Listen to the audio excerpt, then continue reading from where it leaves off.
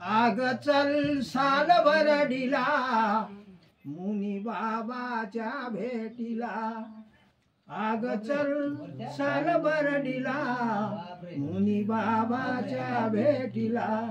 मुनी बाबाच्या भेटीला चक्रधराच्या भेटीला। आग चल साल बरडीला मुनी बाबाच्या भेटीला।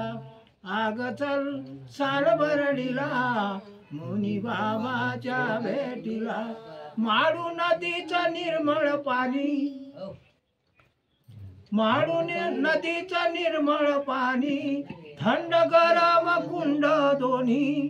करूया स्नान आनंदान वाहू विळा देवाला।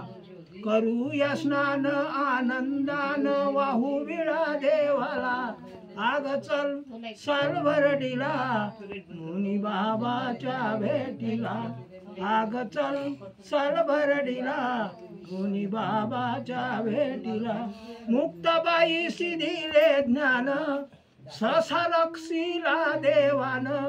कागदशाही पुरत नाही अगाध त्याची लीला। कागदशाही पुरत नाही अगाध त्याची लीला। आग चल साल बरडीला मुनी बाबाच्या भेटीला।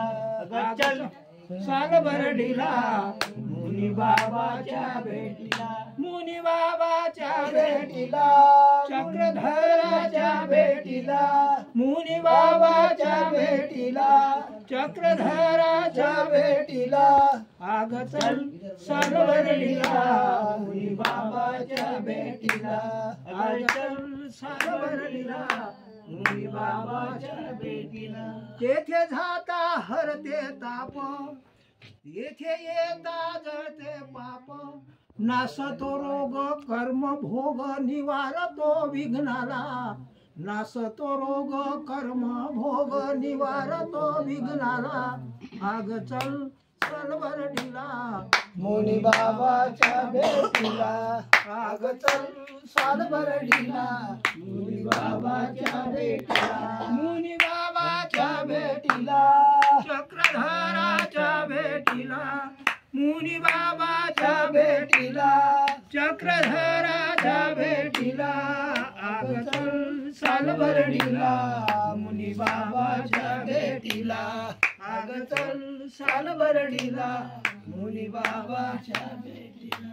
साल बरडी रम्य स्थान साल बरडी रम्य स्थान। सुख शांतीचे ठिकाण सुख शांतीचे ठिकाण।